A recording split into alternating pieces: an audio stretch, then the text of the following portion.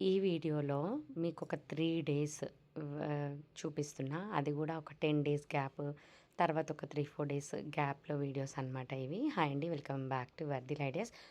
యాక్చువల్‌గా ఇప్పుడు మీరు చూస్తున్న క్లిప్స్‌లో ఇది నా బర్త్‌డే. నా బర్త్‌డేని నేనెప్పుడూ బర్త్‌డేగా సెలబ్రేట్ చేసుకోవాలంటే నాకంత నచ్చదు. కానీ నా పిల్లలు చాలా స్పెషల్‌గా చేయాలని చూస్తారు. Especially my daughter. ఎంత గ్రాండ్‌గా సెలబ్రేట్ చేయాలనుకుంటది. ఎన్ని సర్ప్రైజ్‌లు ఇయ్యాలనుకుంటదో అన్ని సర్ప్రైజ్‌లు ఇయ్యాలనుకుంటది. వర్ధిల్ కూడా చాలా అనుకుంటాడు. కానీ వాడికి ఇంకా ఆ ఏజ్ రాలేదు. సో, ఒక థాట్‌ని ఇంప్లిమెంట్ చేసే అంత ఏజ్ కాబట్టి రోజు అష్ట కష్టాలు పడతా ఉంటది. బై ద వే ఇప్పుడు నేను కట్టుకున్న చీర కూడా ప్రోత్సాహికనే నాకు గిఫ్ట్ ఇచ్చింది. దాని పాకెట్ మనీని 2 మంత్స్ పాకెట్ మనీ మొత్తం సేవ్ చేసుకొని కొనిపించిన ఎక్స్పాన్సివ్ శారీ, మోస్ట్ మెమరబుల్. ఇప్పుడు నా బీరువాలో నాకు నచ్చిన శారీ అనమాట ఇది. సో, నేను ఆ శారీ కట్టుకున్నాక నా కూతురు తను బర్త్‌డే రోజు తను ఒక కొత్త డ్రెస్ ఏసుకొని తను మెలికలు తిరుగుతుంటే నేను ఎంత హ్యాపీగా ఫీల్ అవుతానో దానికంటే మల్టిపుల్ టైమ్స్ చాలా హ్యాపీగా కనిపించింది. సో, ఇంకా రెస్టారెంట్‌కి వచ్చాము. యాక్చువల్‌గా బర్త్‌డే అని చెప్పొస్తేనే ప్రోచు హ్యాపీగా ఫీల్ అవుతది. కానీ యాక్చువల్‌గా ఇంకా కొన్ని డేస్‌లో ప్రోచు హాస్టల్‌కి వెళ్ళిపోతది. తనకి రెస్టారెంట్‌లో కొన్ని ఐటెమ్స్ అంటే చాలా ఇష్టం. తనకి ట్రీట్ ఇవ్వాలి. తను వెళ్ళిపోతుంది అన్న ట్రీట్ ఇస్తే తను కరెక్ట్‌గా హోటల్‌లో ఇట్లా ఫుడ్ ఎంజాయ్ చేయలేదు. అందుకని నా బర్త్‌డే పేరు చెప్పి చాలా లేట్ నైట్ అప్పటికప్పుడు అనుకోని బయలుదేరాం. ఆ రోజు టైం 9:45 ఏమో అవుతుంది. తీసుకొచ్చాము. అప్పటి వరకి ప్రోచు కూడా చెప్పలేదు. వర్ధిల్‌కి చెప్పలేదు. కాకపోతే ఇంకా పాప వెళ్ళిపోతుంది కదా! సరే మంచిగా బర్త్‌డే ట్రీట్ అని చెప్తే తను కూడా హ్యాపీగా ఫీల్ అవుతదని చెప్పేసి, ఆ రోజు నేను మా అమ్మ నా దగ్గర ఉన్నట్టుగా నన్ను అంత ప్యాంపర్ చేసిందనమాట నా కూతురు. అప్పుడు అనిపించింది హమ్మయ్య! ఇంకా నాలో చాలా బాధ్యతలు దిగిపోతున్నాయని చెప్పి. ఎందుకంటే అర్థం చేసుకునే మెంటాలిటీ వచ్చేస్తుంది పిల్లలకి. సో, ఇంకా చాలా హ్యాపీగా బర్త్‌డే పార్టీ అని నా పిల్లలు ఎంజాయ్ చేస్తుండ్రు. కానీ నా మనసులో కౌంట్‌డౌన్ స్టార్ట్ అయింది.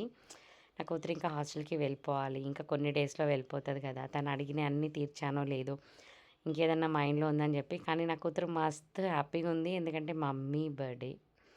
సో, తనకు నచ్చిన శారీ నాకు గిఫ్ట్ ఇచ్చింది. ఈ శారీ నేను కంచిలో మేము ట్రిప్స్‌కెళ్ళాం కదా! అక్కడ కంచిలో నా కోసం తీసుకున్న శారీ అనమాట. చాలా శారీస్ నేను తీసుకున్నా. అందులో నా కూతురు ఇష్టంగా నా కూతురు పాకెట్ మనీని పే చేసి తీసుకున్న శారీ అయితే ఇదే అనమాట. సో, అందుకని నా కూతురు ఒక కొత్తగా హ్యాపీగా ఫీల్ అయింది. చాలా హ్యాపీగా సంబరపడిపోయింది. వర్ధిల్ ఇలాంటివి చూస్తే తిండి తక్కువ, ఎక్సైట్‌మెంట్ ఎక్కువ. ప్రోచు చెప్తుంది, "నువ్వు ఇంట్లో కూడా ఇలాగే డీసెంట్‌గా తినాలని." వాడు దాన్ని ఇమిటేట్ చేస్తున్నాడు. చిందులేస్తున్నాడు అన్నీ. ఇంకా ఫుడ్ అయితే హ్యాపీగా అందరం మా నలుగురం, మా ఫ్యామిలీ ఇలా కూర్చొనైతే ఆ రోజైతే ఎంజాయ్ చేశాము. సో, నా బర్త్‌డేని అలా నా కూతురు చాలా స్పెషల్ చేయాలనుకుంది. ఇంకా ఇక్కడ వర్ధిల్ అస్సలు తిండే తినడు. ఇంకా వాడికి ఏదో ఒకటి చెప్పి వాడి కోసం ఇంకా లాస్ట్‌లో కర్డ్ రైస్ తీసుకున్నాం. ఇంకా వాడికి 1, 2, 3 అని జోలు చెప్తా ఉన్నా. ఎందుకంటే వీడు తినలేకపోతే ఎలా? ఇంకా అస్సలు తినలేదు. ఏమి తినలేదు వాడక్కడ. ఇంకో 2 ముద్దలైనా తింటే హ్యాపీగా ఉంటదని చెప్పి చూసారా ఫైనల్‌గా తిన్నాడు. మూతి కడిగేసుకుంటున్నాడు. ఇలా బర్త్‌డే అని ఒక సాకు. తర్వాత నా కూతురు ఎళ్ళాల్సిన టైం దగ్గరకొచ్చింది. దానికి ఇష్టమైన రెస్టారెంట్‌కి తీసుకెళ్ళి ఫుడ్ ఇట్లా 2 ఇన్ 1 అనమాట. హ్యాపీగా ఎంజాయ్ చేశాము. ఇంకా శేఖర్, వర్ధిలు ఒక బండి పైన, మేమొచ్చేటప్పుడు మేము ముగ్గురం స్కూటీ పైన వచ్చామనమాట. ఇంకా అట్లా వెళ్ళి ఇంకా ఇంటికైతే వెళ్ళిపోతున్నాము. ఇంకా ఇలా వెళ్ళిన తర్వాత నేను ఒక 10 డేస్ అస్సలు ఫోన్ ముట్టుకోలేదు. ఎందుకంటే రోజు హాస్టల్‌కి వెళ్ళిపోతది అన్నప్పుడు ఎక్కడో హిట్ అవుతుంటది నాకు రిపీటెడ్‌గా. నాకు ఇంకేం పని తోయదు. ఏం వంట చేయాలనిపించదు. ఇంకా అట్లా సిక్‌నెస్ నాకు స్టార్ట్ అయిపోతుంటది. వెళ్ళిపోతదని చెప్పేసి ఇంకా అక్కడి నుంచి నేను ఒక 10 డేస్ ఇంకా 10 కాదు ఇంక ఎక్కువే, మోర్ దెన్ 10 డేస్ ఇంకా అసలు ఫోనే ముట్టుకోలేదు. ఇంకా వదిలేసాను. నా కూతురుతోనే ఎక్కువ టైం స్పెండ్ చేయాలి. నా కూతురుతో జాలీగా ఆడుకోవాలి, పాడుకుంటూ దాన్ని హ్యాపీ చేయాలి. ఇంకేమన్నా తన కోరికలుంటే తీర్చాలని ఫైనల్లీ ఆ డే వచ్చేసింది. మనసంతా బెంగగా ఉంటది. ఎప్పుడూ బెంగగా ఉంటది. ఎందుకో మరి అది బావుంటది. నేను బావుంటా. అది బావుందని నాకు తెలుసు. కానీ ఎక్కడో చిన్న పాప కాబట్టి అది కరెక్ట్ కాదేమో అనిపిస్తా ఉంటది. కానీ అది బెస్ట్ డిసిషన్ అని ఇప్పుడిప్పుడు అనిపిస్తుంది. ఎందుకంటే చేంజెస్ రావేమో, చేంజెస్ వచ్చేంత పెద్ద పిల్ల కాలేదేమో, అర్థం చేసుకునే అంత అని. కానీ కాదు. మా కాన్సెప్ట్ పర్ఫెక్ట్‌గా అర్థమైంది. ఆ విషయంలో నేను గెలిచా.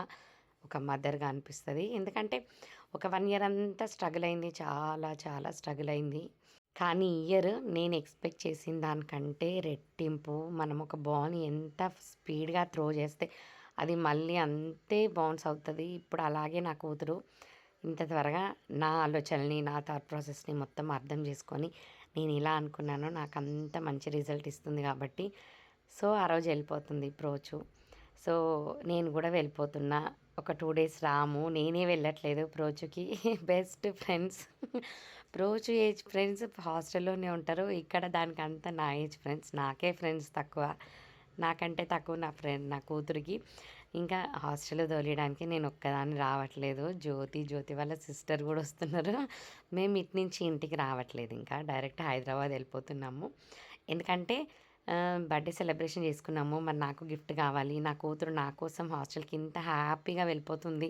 అది ఎంత హ్యాపీ ఉన్నా లేకపోయినా నన్ను హ్యాపీగా ఉండాలని అది హ్యాపీగా వెళ్ళిపోతోంది. సో, తనకి ఖచ్చితంగా గిఫ్ట్ ఇవ్వాలి. గిఫ్ట్ ఇచ్చే పొజిషన్‌లో మేము లేకున్నా దేవుడనేది ఆ పొజిషన్‌ని మాకు ఆ టైంకి అట్లా క్రియేట్ చేస్తాడు ప్రోచు విషయంలో. దాని విషయంలో నేను చాలా హ్యాపీ అనిపిస్తది. ఇప్పుడు తను చాలా తక్కువ అడుగుతది. అడిగే వాటిలో ఎక్కువ ఏది అడగదు. నీకేం కావాలంటే నాకేం వద్దు అని మోస్ట్‌లీ అంటది. అలాంటిది ఏం కావాలని అడగకుండానే ఒక చిన్న గిఫ్ట్ అడిగింది. సో, నేను అడిగితేనే కదా అలాంటి నాకిది కావాలి అన్న ఆలోచన ప్రోచుకొచ్చింది. అందుకని నేను ఇంకా ఎంత కష్టమైనా దాన్నైతే తనకి గిఫ్ట్ చేయాలి నెక్స్ట్ ఇంటికొచ్చేవరకు అని చెప్పేసి, ఇంకా మేము ముగ్గురం బయలుదేరి వెళ్ళిపోతున్నాం. ప్రోచుని హాస్టల్‌లో గుడికి తీసుకెళ్ళాం. అటునుంచి హాస్టల్‌కి తీసుకెళ్ళాం. చక్కగా మొత్తం డ్రాప్ చేశాం. తను హ్యాపీగా నాకు బాయ్ చెప్పింది. నేనైతే కొండంత భారంతో వచ్చేస్తున్నా. అసలు రాలేకపోయేదాన్ని. ఎందుకంటే అది నన్నొకటి అడిగింది. దాన్ని తీసుకురావడానికి నేను ఇంకెంత కష్టమైనా తేవాలి కదా!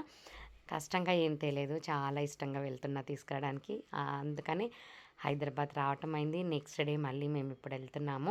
అదేం గిఫ్ట్ అడిగింది, నేనేం తేడానికి మరి ఇంత ఎగేసుకొని నా సైన్యాన్ని ఏసుకొని ఎళ్ళానో చూడాలంటే మీరు నెక్స్ట్ వీడియో కూడా ఖచ్చితంగా చూడాలి. సో, ఇట్లా నా కూతురు ఈ సమ్మర్ వీడియోస్ ఆల్మోస్ట్ అయిపోయినట్టే ఇంకా. ఇదే లాస్ట్ వీడియో కావచ్చు. ఎందుకంటే నా కూతురు హాస్టల్‌లో ఆల్మోస్ట్ జూన్ ఎండింగ్‌కెళ్ళింది కదా! సో, ఇక్కడ ఎందుకొచ్చానో, ఏం తీసుకున్నా, నా బిడ్డ అడిగిన గిఫ్ట్ ఏంటి తెలుసుకోవాలంటే మీరు ఈ వీడియోసే కాదు నెక్స్ట్ వీడియో కూడా ఖచ్చితంగా చూడాలి. ఇక్కడి దాకా మీరు మిస్ కాకుండా వీడియోస్ అన్నీ బ్యాక్ టు బ్యాక్ చూస్తున్నందుకు థ్యాంక్ యూ సో మచ్ అండి. అలాగే నచ్చితే ఖచ్చితంగా లైక్ చేయడం అసలు మర్చిపోకండి. ఎవరైనా సబ్స్క్రైబ్ చేయకుండా మన ఛానల్ని కనుక చూస్తున్నట్టయితే సబ్స్క్రైబ్ చేయడం అస్సలు మర్చిపోకండి. దీని తర్వాత నెక్స్ట్ నాకు చాలా మెమరబుల్ వీడియో, నేను ఒక మామ్‌గా ప్రౌడ్‌గా ఫీల్ అయ్యే వీడియో. నా కూతురు అడిగిన గిఫ్ట్ నేను తీసుకున్నందుకు చాలా మురిసిపోతున్న వీడియోస్ అనమాట రాబోతుంది. సో, ఇక్కడ దాకా చూసినందుకు thank you so much for watching. Take care. Bye.